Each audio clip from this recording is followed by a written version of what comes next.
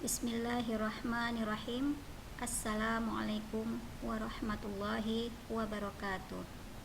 Hai anak-anak ibu semua, apa kabar? Semoga kalian dalam keadaan sehat selalu ya.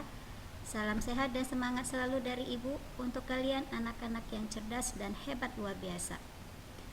Bertemu kembali kita dalam pembelajaran jarak jauh pada pagi hari ini, itu untuk mata pelajaran produk kreatif dan kewirausahaan. Baik, sebelum kita mulai belajar, marilah kita berdoa terlebih dahulu agar apa yang kita lakukan dapat bermanfaat dan diridhoi oleh Allah Subhanahu wa Ta'ala. Mari kita sama-sama membaca doa. Doa dimulai. A'udzubillahi minasyaitonirrajim. Bismillahirrahmanirrahim. Raditu billahi rabba wa bil islami dina wa bi Muhammadin nabiyya wa rasula. Rabbi zidni ilman warzuqni fahman. Amin amin ya rabbal alamin. Baik anak-anak ibu semua, kita sekarang masuk ke materi ya. Mohon maaf ibu agak telat memberikan materi ya untuk pertemuan 3 ya.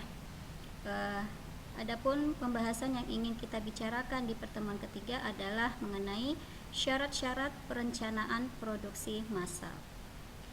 Adapun tujuan pembelajaran kita pada pertemuan ini itu adalah kita dapat mengetahui apa aja syarat-syarat dari perencanaan produksi massal, kemudian persiapan apa aja yang perlu kita lakukan pada perencanaan produksi massal, dan apa aja jenis-jenis proses produksi massal tersebut. Baik, kita langsung aja masuk ke materi. Ya, dalam perencanaan proses produksi massal itu kita harus lebih dahulu tahu apa ciri-cirinya ya. Nah, di sini ada beberapa ciri-ciri dalam perencanaan proses produksi massal. Di antaranya itu adalah ciri pertama, perencanaan proses produksi itu harus mengarah pada kegiatan masa mendatang.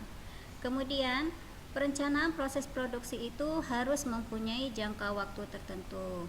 Selanjutnya, perencanaan proses produksi itu harus mempersiapkan tenaga kerja, mesin-mesin, bahan baku, metode pengerjaan, modal, dan lain sebagainya.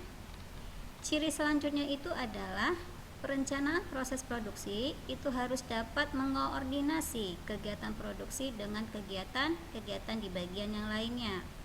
Dan ciri yang terakhir itu adalah perencanaan proses produksi itu harus dapat menentukan jumlah produk, jenis produk yang akan dibuat, kualitas produknya, warna produk, ukuran produk, bentuk produk, dan lain sebagainya ya. Nah, sekarang kita masuk kepada apa sih syarat-syarat yang harus kita perhatikan dalam merencanakan suatu proses produksi massal ya. Adapun syarat-syaratnya adalah perencanaan proses produksi itu tentunya harus disesuaikan dengan tujuan perusahaan. Maksudnya, perusahaan tujuannya apa? Yaitu untuk mengembangkan, meningkatkan produk hasil inovatifnya ya. Itu harus direncanakan terlebih dahulu.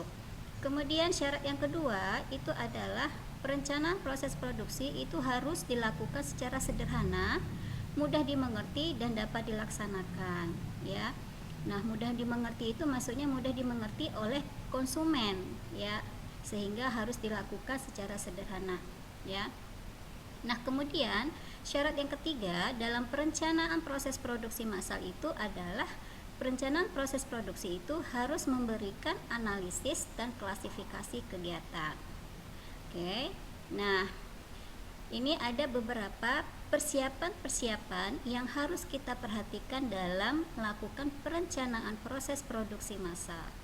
Di antara persiapan itu adalah seperti prosedur persiapan, penyaringan gagasan, analisis gagasan, percobaan proses produk, uji coba produk, dan komersialisasi produk. Oke, kita jelaskan secara singkat ya. Nah, di dalam prosedur persiapan ini harus dilakukan ya, seorang wirausahawan itu harus melakukan prosedur persiapan terlebih dahulu agar produk yang ditentukan itu dapat dilakukan secara efektif dan efisien ya. Adapun prosedur persiapan itu meliputi seorang wirausaha harus terlebih dahulu mencari informasi, ya, harus mencari informasi dari orang lain, terutama dari konsumen atau pembeli, ya. Kemudian prosedurnya yang selanjutnya adalah seorang wirausahawan itu perlu membina gagasan atau ide produk dari konsumen. Jadi dia menerima, misalnya konsumen atau pembeli inginnya seperti apa ya produk tersebut. Nah, itu dia harus dapat memunculkan ide atau gagasan terhadap produk yang diinginkan oleh si konsumen.